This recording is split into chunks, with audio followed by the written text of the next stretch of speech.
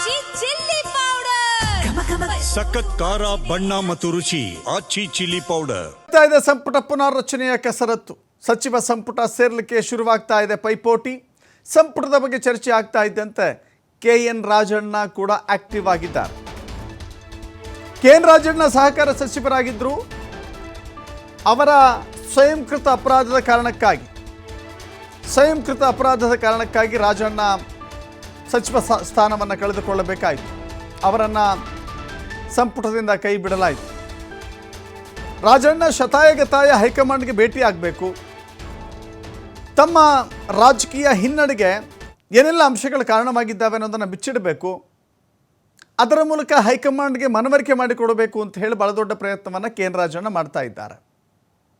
ಅದರ ಭಾಗವಾಗಿ ಹೈಕಮಾಂಡ್ ಭೇಟಿಗೆ ನಿರಂತರ ಪ್ರಯತ್ನವನ್ನು ಮಾಡ್ತಾ ಇದ್ದಾರೆ ರಾಜಣ್ಣ.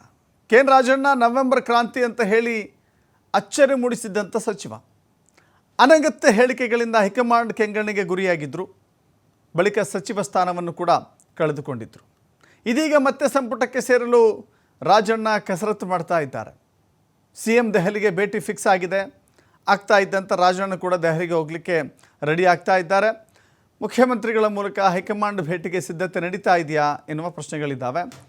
ಹೈಕಮಾಂಡ್ ಭೇಟಿ ಬಳಿಕ ಸಚಿವ ಸ್ಥಾನಕ್ಕೂ ಕೂಡ ಬೇಡಿಕೆ ಇಡುವಂಥ ಸಾಧ್ಯತೆಗಳಿದ್ದಾವೆ. ಮತ್ತಷ್ಟು ಮಾಹಿತಿ ನಮ್ಮ ಪ್ರತಿನಿಧಿ LN ಸ್ವಾಮಿ ಕೊಡ್ತಾರೆ.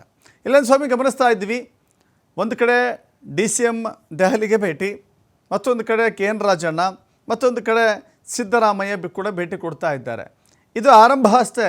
ಇನ್ನು ದೆಹಲಿ ದಂಡಯಾತ್ರೆ ಮಾಡುವಂಥ ಸಚಿವ ಸ್ಥಾನದ ಆಕಾಂಕ್ಷಿಗಳ ಸಂಖ್ಯೆ ಬಹಳ ದೊಡ್ಡ ಪಟ್ಟಿಯಲ್ಲಿದೆ. ಏನೆಲ್ಲ ಬೆಳವಣಿಗೆಗಳು ನಡೀತಾ ಇದೆ? ಸದ್ಯ ಕಾಂಗ್ರೆಸ್ ವಲಯದಲ್ಲಿ ಬದಲಾವಣೆಯ ಗಾಳಿ ಬೀಸುತ್ತೆ ಅನ್ನೋದು ಒಂದೊಂದೇ ಮೇಲ್ನೋಟಕ್ಕೆ ಸ್ಪಷ್ಟವಾಗ್ತಾ ಇರೋಂಥದ್ದು. ಒಂದು, ಈಗಾಗಲೇ ಸಚಿವ ಸಂಪುಟ ವಿಸ್ತರಣೆಗೆ ಸಂಬಂಧಪಟ್ಟಂತೆ ಹೈಕಮಾಂಡ್ ಕೂಡ ಗ್ರೀನ್ ಸಿಗ್ನಲ್ ಕೊಟ್ಟಿದೆ ಅನ್ನೋದು CM ಸಿದ್ದರಾಮಯ್ಯನವರೇ ಕನ್ಫರ್ಮ್ ಆಗಿರುವಂತದ್ದು. ಹಾಗಾಗಿ ಮುಂದಿನ ದಿನಗಳಲ್ಲಿ ಯಾವಾಗ ಕ್ಯಾಬಿನೆಟ್ ರೀಶಫಲ್ ಆಗುತ್ತೆ ಅನ್ನೋದು ಒಂದು ಕಡೆ ಚರ್ಚೆ ಆಗ್ತಾ ಇದ್ರೆ, ಈಗಾಗಲೇ ತೆರೆಮರೆಯಲ್ಲಿ ಕಸರತ್ತು ಕೂಡ ಶುರುವಾಗಿರುವಂತದ್ದು.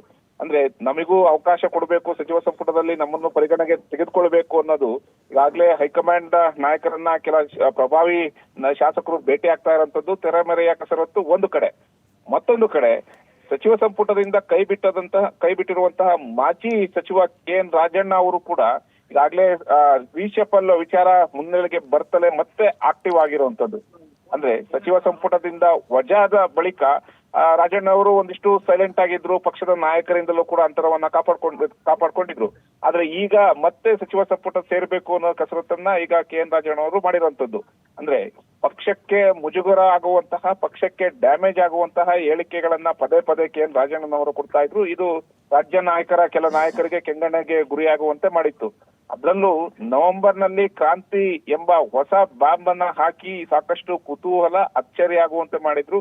ಇದು ಕಾಂಗ್ರೆಸ್ ವಲಯದಲ್ಲಿ ಕಲ್ಲೋಲವನ್ನು ಸೃಷ್ಟಿ ಮಾಡಿತ್ತು. ಅಂದ್ರೆ ಒಂದು ಕಡೆ ಆಂತರಿಕ ಚರ್ಚೆ, ನಾನಾ ರೀತಿಯ ಚರ್ಚೆ ಆಗ್ತಾ ಇದೆ. ಮತ್ತೊಂದು ಕಡೆ ಇದೇ ವಿಚಾರ ವಿಪಕ್ಷಗಳಿಗೆ ಬ್ರಹ್ಮಾಸ್ತ್ರ ಸಿಕ್ಕಿದಂತಾಯ್ತು. ಅದು ನೇರವಾಗಿ ಸರ್ಕಾರದ ವಿರುದ್ಧ ಟೀಕೆ ಟಿಪ್ಪಣಿಗಳನ್ನ ಮಾಡ್ತಾ ಇತ್ತು. ಹಾಗಾಗಿ ಇವೆಲ್ಲವನ್ನ ಪರಿಗಣನೆಗೆ ತೆಗೆದುಕೊಂಡು ಕೆಲ ನಾಯಕರು ಹೈಕಮಾಂಡ್ ಕೂಡ ರಾಜಣ್ಣನವರಿಗೆ ಎಚ್ಚರಿಕೆ ಕೊಡಬೇಕು, ಇಲ್ಲಾಂದ್ರೆ ಪದೇ ಪದೇ ಹೇಳಿಕೆಯನ್ನ ಕೊಟ್ಟಂತ ಸಂದರ್ಭದಲ್ಲಿ ಪಕ್ಷಕ್ಕೆ ಡ್ಯಾಮೇಜ್ ಆಗುತ್ತೆ ಎಂಬ ವಿಚಾರವನ್ನ ಇಟ್ಕೊಂಡು ಹೈಕಮಾಂಡ್ಗೆ ದೂರನ್ನ ಕೊಟ್ಟಿದ್ರು. ಆಗ ಹೈಕಮಾಂಡ್ ಕೂಡ ರಾಜಣ್ಣನವರಿಗೆ ನೇರವಾಗಿ ಸಚಿವ ಸಂಪುಟದಿಂದ ವಜಾ ಮಾಡಿ ಎಂಬ ಸಂದೇಶವನ್ನ CM ಸಿದ್ದರಾಮಯ್ಯನವರಿಗೆ ರವಾನಿಸಿದ್ರು. ಇದು ಒಂದಿಷ್ಟ. ಆದ್ರೆ ಈಗ ಮತ್ತೆ ಅಂದ್ರೆ ತಮ್ಮ ಸಮುದಾಯದವರಿಗೆ, ಅಂದ್ರೆ ST ಸಮುದಾಯದವರಿಗೆ ಒಂದಿಷ್ಟು ನಾವು ಪರಿಗಣನೆಗೆ ತೆಗೆದುಕೊಳ್ಳಲೇಬೇಕು ಎಂಬ ಒತ್ತಡವನ್ನು ಕೂಡ ಈಗ ತೆರೆಮರೆಯಲ್ಲಿ ಹಾಕ್ತಾ ಇರೋದು. ಹಾಗಾಗಿ ಆ ಸಮುದಾಯಕ್ಕೆ ಸಂಬಂಧಪಟ್ಟಂತೆ ಪ್ರಭಾವಿ ನಾಯಕರು KN ರಾಜಣ್ಣ ಇದ್ದಾರೆ, ಅವರಿಗೆ ಮತ್ತೆ ಕೊಡಬೇಕು ಅನ್ನೋದು ಕೂಡ ಒಂದಿಷ್ಟು ಚರ್ಚೆ ಆಗ್ತಾ ಇದೆ. ಹಾಗಾಗಿ ಈ ನಡುವೆ CM ಸಿದ್ದರಾಮಯ್ಯನವರು ಮುಂದಿನ ತಿಂಗಳು ದೆಹಲಿಗೆ ಹೋಗ್ತಾ ಇದ್ದಾರೆ. ಅಲ್ಲಿ ಕಾರ್ಯಕ್ರಮ ಭಾಗಿಯಾಗ್ತಾರೆ. ಆ ಕಾರ್ಯಕ್ರಮದಲ್ಲಿ ಭಾಗಿಯಾದಂತ ಸಂದರ್ಭದಲ್ಲಿ ಹೈಕಮಾಂಡ್ ನಾಯಕರನ್ನ ಭೇಟಿ ಮಾಡೋದಕ್ಕೆ, ಅಂದ್ರೆ CM ಸಿದ್ದರಾಮಯ್ಯನವರ ಮೂಲಕ ಹೈಕಮಾಂಡ್ ನಾಯಕರನ್ನ ಭೇಟಿ ಮಾಡೋದಕ್ಕೆ ರಾಜಣ್ಣ ಸಿದ್ಧತೆಯಲ್ಲಿ ಇರುವಂತದ್ದು. ಅಂದ್ರೆ ಇರುವಂತಹ ವಿಚಾರಗಳನ್ನ ಹೈಕಮಾಂಡ್ಗೆ ನಾಯಕರಿಗೆ ಹೇಳಿ ಅವರ ಮನವೊಲಿಸೋದಕ್ಕೆ ಪ್ರಯತ್ನ ಪಡೋದು ಒಂದೇ ದಾರಿ ಅನ್ನೋದು ಈಗ ರಾಜಣ್ಣ ಮುಂದೆ ಇರೋ ಒಂದು ವಿಚಾರ. ಈಗಾಗಲೇ ಸಚಿವ ಸಂಪುಟ ವಜಾ ಬಳಿಕ ಕೂಡ ರಾಜಣ್ಣ ಅವರು ಹೇಳಿದ್ರು, ನನ್ನನ್ನು ವಜಾ ಮಾಡಿರೋದು ಕೆಲ ನಾಯಕರ ಷಡ್ಯಂತ್ರ ಇದೆ, ಇದನ್ನ ನಾನು ಹೈಕಮಾಂಡ್ ನಾಯಕರ ಮುಂದೆ ಇಟ್ಟು ಅವರ ಮನವೊಲಿಸ್ತೀನಿ ಎಂಬ ಹೇಳಿಕೆಯನ್ನ ಕೊಟ್ಟಿದ್ರು. ಹಾಗಾಗಿ ಈಗ ಮತ್ತೆ ಹೈಕಮಾಂಡ್ ನಾಯಕರನ್ನ ಭೇಟಿ ಆದ್ರೆ ಸ್ವತಃ ಸಿಎಂ ಸಿದ್ದರಾಮಯ್ಯನವರ ಮೂಲಕ ಹೈಕಮಾಂಡ್ ನಾಯಕರನ್ನ ಭೇಟಿ ಮಾಡಿ ಅಲ್ಲಿ ಯಾವ್ಯಾರು ಷಡ್ಯಂತ್ರ ಮಾಡಿದ್ರು ಎಂಬ ವಿಚಾರಗಳನ್ನ ಹೈಕಮಾಂಡ್ ನಾಯಕರ ಮುಂದಿಟ್ಟು ಮನ ಒಲಿಸ್ತಾರ ಅನ್ನೋದು ಸಾಕಷ್ಟು ಚರ್ಚೆ ಆಗ್ತಾ ಇದೆ. ಹಾಗಾಗಿ ಈ ಮತ್ತೆ ಕ್ಯಾಬಿನೆಟ್ ರೀಶಫಲ್ ವಿಚಾರಕ್ಕೆ ಸಂಬಂಧಪಟ್ಟಂತೆ ಈಗಾಗಲೇ ಹಲವು ಹಿರಿಯ ಶಾಸಕರು ಕೂಡ ಸಾಕಷ್ಟು ಆಕ್ಟಿವ್ ಆಗ್ತಾ ಇದ್ದಾರೆ.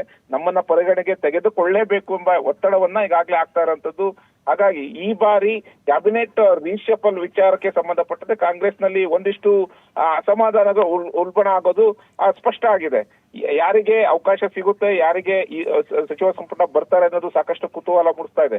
ಒಂದಂತೂ ಅಂದ್ರೆ ಈಗಾಗಲೇ ಈ ವಿಚಾರಕ್ಕೆ ಸಂಬಂಧಪಟ್ಟಂತೆ ಸಿಎಂ ಡಿ.ಕೆ. ಶಿವಕುಮಾರ್ ಕೂಡ ಇವತ್ತು ದಿಢೀರ್ ದೆಹಲಿ ಭೇಟಿ ಕೂಡ ಒಂದಿಷ್ಟು ಕಾಂಗ್ರೆಸ್ ವಲಯದಲ್ಲಿ ಸಾಕಷ್ಟು ಚರ್ಚೆ ಆಗ್ತಾ ಇರುವಂತದ್ದು. ದರ್ಶನ್.